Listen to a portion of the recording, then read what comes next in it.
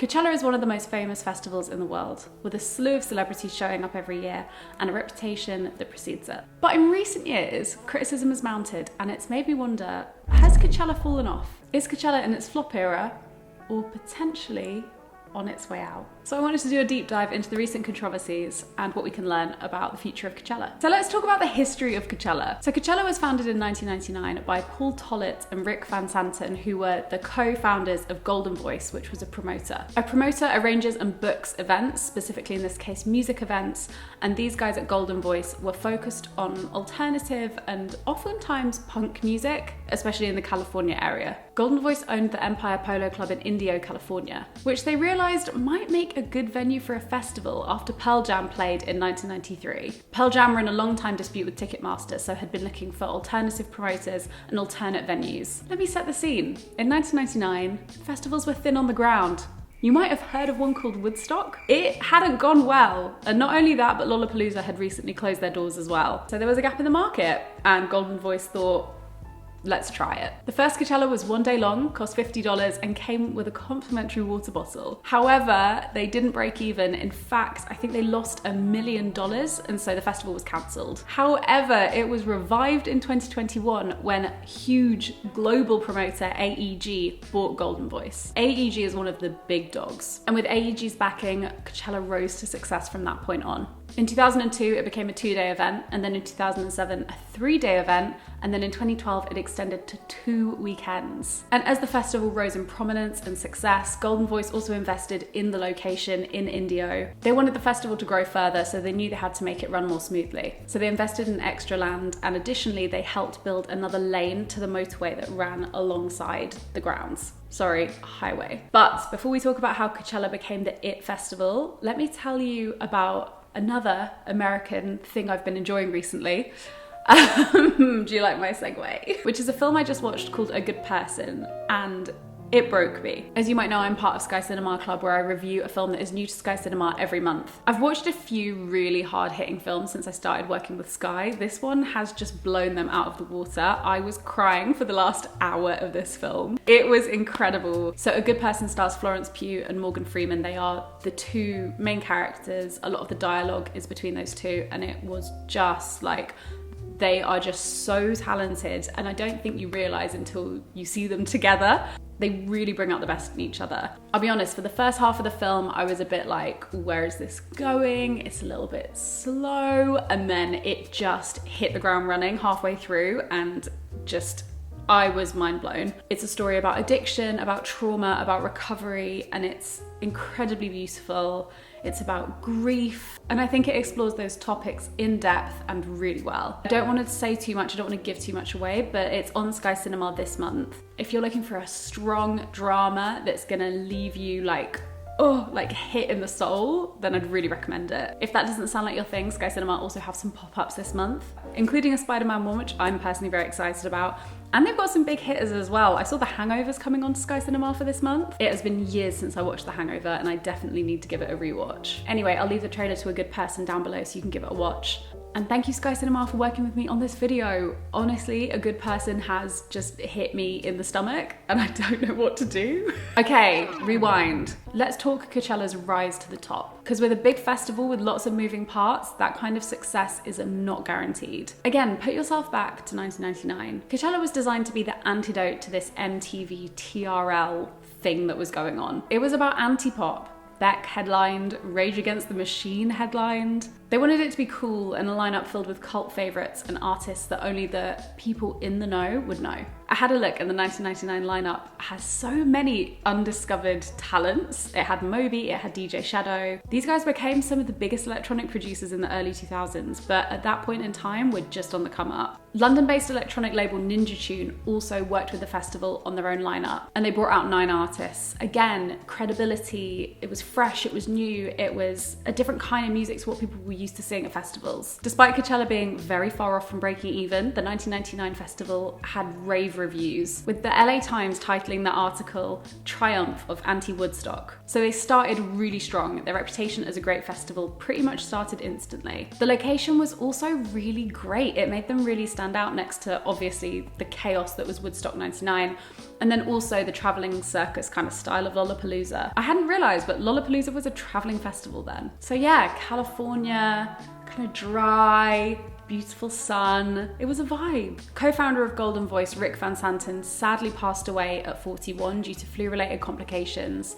And there was kind of word in the industry, from what I've researched at least, that people were a bit worried about what would happen to the festival. They thought some bad actors might come in and take advantage of the moment. But Coachella prevailed, and part of that is because of the support of AEG, who bought them up. And despite the circumstances, they were able to keep the festival running smoothly. And as I kind of mentioned before, as Coachella relaunched with AEG's backing, they grew into a behemoth, literally one of the largest festivals in the US. Festivals are really expensive to run, but the cash provided by AEG and that support just kept them being able to grow and invest and grow some more. And that also made it really appealing to artists as well. For example, new artists who might typically be considered too cool to play a big festival, it really appealed to them that they were going to be able to bring in more crowds to their shows than they'd probably had access to before. It just gave them this opportunity to draw in these larger crowds. And big artists wanted to play Coachella because there was a chance they could get pretty well paid. Festivals are notorious for not paying very well at all, so this is obviously relative, but now AEG was behind Coachella, there was way more potential for them to get some money. And then obviously Coachella wanted to appease the big artists because they were the ones that sold the tickets. I tried to find a lot of opinions on when people thought Coachella kind of turned into this pop culture stronghold in the music industry. And it seems like, at least from Reddit, the most reliable source on the internet, that kind of happened around 2011. It was the time when Coachella firmly moved into pop culture conversation. Kanye headlined, as did Kings of Leon. I think Jay-Z was there as well. And the festival was so popular that the next year in 2012, that was when they turned it into the two-weekender that we currently know. An article on Bustle cites this moment along with the launch of Instagram in 2010 as kind of the key melding moment that created the Coachella that we know today. And that rise of Instagram had a huge impact. So the question is, has changing technology been a friend or a foe? One of the first things you see in videos of Coachella or live streams are a sea of arms. Everyone is filming the stage. Maybe it's the age of the crowd, or maybe times have just changed, but these days, you need to document your Coachella experience. And people do want to see the action as it happens. Beyonce's 2-hour Coachella set in 2018 was watched on the live stream by 450,000 people. I was one of those people. Camera phones first hit the market in 2002, which put Coachella in a really unique position to be a festival that grew alongside the technology. And also, as we previously mentioned, Instagram was launched in 2010, and so the rise of Instagram coincided with the rise of Coachella. Specifically, the era of the 2010s Coachella. Aspirational content was everywhere, so it makes sense that this also extended to the festival. And then 20 years later, 2022 was the first Coachella in the era of TikTok. And I think this provided more of a dynamic, real look into the day-to-day of the festival that the aspirational content that had been previously posted on Instagram never had. Someone who works at one of the production companies that helps to organize the sets at Coachella, they did Harry Styles, they did Doja Cat, so that they now design shows with phones in mind as well as the live experience. However, with photos and videos being easier to shoot than ever, portable chargers getting better and smaller and lighter, and the shift to endless scroll entertainment algorithms to show you more and more and more of the content you're already watching, we are seeing a lot more than we used to, and it is becoming harder than ever for glamorous events like Coachella to keep up appearances. With most events, I feel like I get an insight into what the experience is like from watching videos from the events themselves. But with Coachella, I still feel completely clueless as to what the festival is actually like. For example, I didn't know that you could only drink in fenced off areas until last year. The short videos that we're seeing on our feeds now are only showing these real extremes of the Coachella experience. Seeing the negative coverage makes the festival much less appealing to potential attenders. They see the TikToks and they think this kind of elitism and performance on such a high level just it isn't for me. And they're also seeing the differences in experience between the paying attendees and the staff and the influencers, something which I will come on to in a few minutes. And they realize they're being sold an ideal, an aspirational Coachella experience that isn't actually available to everyone. Alongside this, they also see the extremes of the experience, the heat, the dust, the unenthusiastic crowds, and the cost breakdowns. The phone culture at Coachella is in stark contrast to other big festivals such as Glastonbury, where individually documenting the event falls much lower in the priority list of attendees.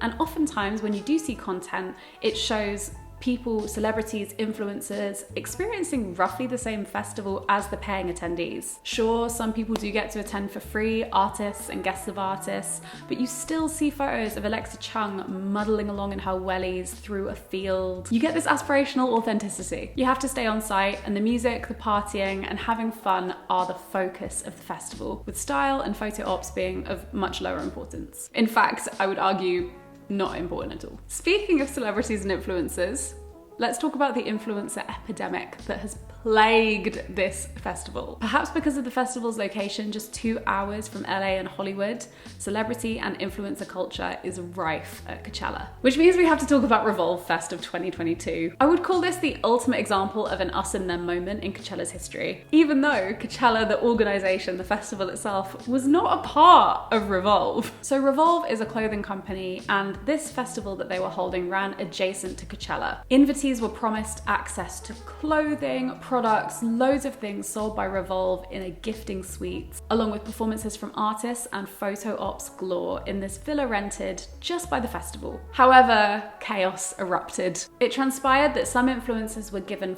full access and accommodation passes to Revolve Fest, and some were just given day access, but they'd all been told that they were VIPs. And this all played out in TikToks of the event, which emphasized the exclusivity, influencers fighting to get on these buses that would take them to the villa. There were multiple tiers of invitees, but very little clarity provided by Revolve on who should be where and when. The bit that I find the most entertaining, obviously I come at this from an influencer perspective as well, is that Revolve asked some of the influencers to pick out outfits that they would wear to Revolve Fest. However, according to one invitee, they sent out a list of potential outfits, and there was only about 40, and there were only a few good ones. So lots of the girls showed up in the same outfits. The exact quote is 40 people had on the same fishnet outfit, and everyone was doing the same photos, the same poses, the same this, the same that. That's a quote from Adrienne Rowe, who's a creator who attended. And the content from around that pool, it's really Black Mirror. I can only speak from my experience, but when I'm invited to an event and I'm aware that I'm incredibly lucky to be there,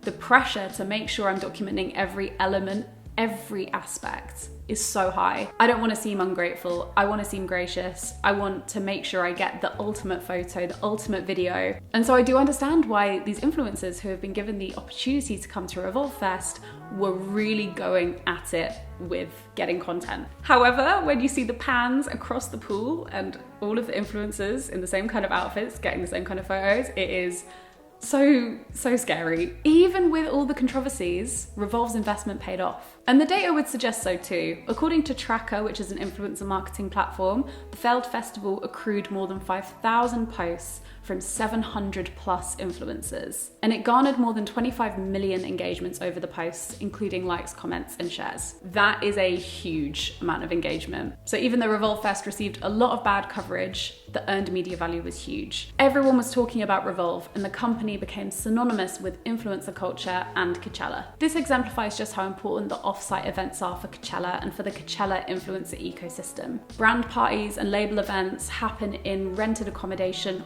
all around Indio during those 2 weekends. And again, they add to the exclusivity. If you're invited, you're part of the in crowd. And if you weren't, you'll know about it because they'll be documented across all sorts of social media. The influencers want to be invited to the cool influencer parties, and the artists want to be invited to the cool industry parties. And this makes photo ops, who you're seen with and where, paramount. Influencer culture has made Coachella what it is, but it could also be its downfall. This influencer obsession is very 2010s. It will forever be known as the decade where bloggers became Instagrammers, and they really sold us an aspirational dream of luxury holidays, shopping, and lifestyles. It was maximalist. Why have one blush when you could have 20? And all the biggest stars had the most things. Think James Charles, Jake Paul, my faves, the Kardashians. The whole piece of content was a commercial, and authenticity came at a price. And that was advertorial. And then of course we hit 2020, a global pandemic which sent many countries into economic crisis. Some, such as the lovely country I'm in now, narrowly dancing around a recession. And we can see the real-time effects of this on social media. The de-influencing trend is alive and well, encouraging people to buy less. So people will have less money to spend in the coming years, and they're going to be much more selective about where they put their money. And I think this will particularly play into experiences. We're talking holidays, we're talking events, we're talking festivals. Throughout the 2010s, Coachella really lent into the influencer movement, gaining international coverage, carousel after carousel. They also lent heavily into this exclusivity culture and commercialism, letting it all fuse together to create this heavily branded, hyper-real microcosm. So in the future, Coachella's gonna have to work really hard to keep the dream alive. I imagine they'll invest a lot into coverage that aligns them more with this kind of pure festival experience of their competitors. And I think they'll distance themselves from this catwalk atmosphere that's been created in the 2010s. Or maybe Coachella will lean into their reputation. They could just double down on their reputation as a fashion event rather than a music event and take advantage of new technologies and new trends such as live shopping. People are still buying, so why not double down and make Coachella a walking billboard? Let me know what you think about that in the comments, and if you're enjoying the video, please give it a like. So Revolve Fest was the first scandal I wanted to talk about, but let's talk about a few more. The main one concerns the head of AEG and his kind of shady donations. A few years ago, it came out that Philip Anschutz, who's the head of AEG, donated over $1 million in 2018 to conservative organizations that are predominantly anti-LGBTQ+. This obviously shocked a lot of people because Coachella is a notoriously alternative event, and they often have performers who are LGBTQ+. I mean, Amazing Frank is playing this year. So when this information came to light, a few things happened. A lot of pressure was put on Coachella, and thousands of people signed petitions to get artists who were playing that year to donate their fees to LGBTQ+ organizations. So Anschutz made a statement basically saying, "I support everyone," and he donated $1 million to Elton John's foundation. It was kind of a statement about equality, but it was very vague. However, AEG was signing on to be the promoter of Elton's Farewell Yellow Brick Road tour, which would last 3 years. So my question is, did Elton force his hand? Or did AEG/Anschutz think of this as just collateral for what would be a huge source of income over the next few years? I would love to know what went down. And yeah, I wish I could say that there was nothing more to this story, but it looks like stuff hasn't really changed. It was recently reported that the Anschutz Corporation donated $75,000 to an anti-abortion organization. It's called the Republican Attorney General Association. And this happened just days after Roe v. Wade was overturned. He's a raging conservative, that's for sure. But AEG doesn't just run Coachella. They operate over 30 festivals in America. So if you're boycotting Coachella, you've got a long list of other festivals to boycott as well. But yeah, it's still not a good look that Coachella was the #1 festival named in all of the press coverage. Another controversy that Coachella cannot escape is the entitlement discourse. The coverage from recent Coachellas suggests that there's a real problem with hierarchies and how the structure of the festival reinforces them. In 2019, the Daily Beast released a report where they claimed that some staff felt they had been treated like second-class citizens at that year's festival. They'd been asked to sleep in large communal tents without mattresses, they hadn't been given enough to eat or enough water, and had been asked to stand for over 12 hours of the day. Not to mention in the sun and the dust and the wind. It was claimed that some staff received worse and some staff received better treatment because of discrepancies in the outsourced security companies. So even the staff are experiencing this hierarchical structural issue. And then we move on to the attendees, who seem to also experience this kind of hierarchy. As I mentioned before, these extra events that surround the festivals seem to create an additional element of hierarchy. For example, Neon Carnival and Framework presents after parties, and obviously the aforementioned Revolve Fest. It's all a recipe for FOMO. This is only anecdotal, but I've heard that there's 4 tiers of VIP, and each one looks onto the other one. So if you are an attender, you can see VIP tier 4, tier 3, tier 2, and tier 1 in front of you. Taking all of this along with Revolve Fest into account, it seems like Coachella has a culture of exclusivity, and it's developing a reputation for treating people at the festival very differently depending on their roles. Coachella might also be struggling with an identity crisis, because when it came out, Coachella was unique in the festival world. There was nothing like it. It was the pop antidote, and that made it grow into a huge festival. But now, its size is also what hinders it. Since the late 2010s, there have been a number of festivals that have grown to the size of Coachella and offer a very similar experience. And they all seem to have these kind of genreless lineups. The lack of a niche means that Coachella's lineup no longer stands out, and so now it needs to look to additional other characteristics to make the festival unique. An analysis by Pitchfork found that the percentage of shared bands among Lollapalooza, Coachella and Bonnaroo increased from about 15% in 2005 to about 32% in 2017. That's a quote from The Ringer. And in the words of Rolling Stone, should you go to Coachella, Bonnaroo, Lollapalooza, Governor's Ball, or one of the litany of other massive music shows that all feel more or less the same? From the outside, it seems like they're kind of all melding into one. And in terms of standout characteristics, does Coachella want to be known for being an influencer parade? However, if we are going to talk about the artists performing at Coachella, I will say that this year they've pulled one artist out of the bag. He's your favourite artist's favourite artist. You've never heard of him, and he's never played a festival. Personally, he's the one reason that I would be on a plane to LAX right now. His name is Jay Paul, and I wanted to mention him because I think he is such an impressive booking for Coachella. Jay was seen as one of the most exciting artists coming up in the time of MySpace. So we're talking late 2000s, early 2010s. His music was incredibly futuristic and forward-thinking. I believe Middle 8 has made a great video on Jay Paul. I will link it somewhere here. However, in 2013, his first mixtape/album was leaked. It was still in process. He was very much midway through working on it. And it put Jay off being in the music industry forever. He left the music industry completely. The fact that they've got him out to Coachella this year is huge. All of your favorite artists will be at that show. So what I'm trying to say is, for all of my criticisms of the way Coachella currently book artists, this could be really exciting and a turning point for them. Maybe they do in fact have their finger on the pulse. So is Coachella in its flop era? They have permission from Indio Council to run the festival there until 2030. So honestly, it's not probably going anywhere anytime soon. And as I was researching this video, I was thinking, is Coachella just a microcosm of actual life right now? Galleries turning exhibitions into selfie experiences, people waking up at the crack of dawn to get photos against the white Cycladic houses in Santorini, or getting photos by the Trevi Fountain in Rome. Does it bother us to see it happen at a festival because it's an example of what we're seeing everywhere else right now? I think one thing that a lot of people would argue is that Coachella needs to work out how it's going to differentiate itself going into the 2020s. Otherwise, unfortunately, the points of difference will end up being their scandals and controversies. There was this amazing review of Coachella 2022 in The Ringer written by Jeff Weiss, and a quote really stood out to me. Coachella embodies the music festival as a splintered microcosm of spring 2022, in which the experience itself is siloed by taste, age, race, class, and follower count into a choose-your-own-adventure schematic. To me, it sounds like Coachella these days is what you make of it. Perhaps audiences will grow tired of this always-on, individualistic, performative mindset that gives events like Coachella a bad name. Maybe they'll move on, and maybe the tide will turn. But hey, only time will tell.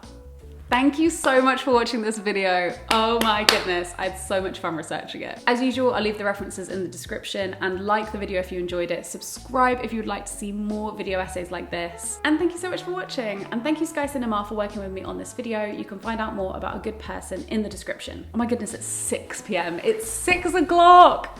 How has that even happened?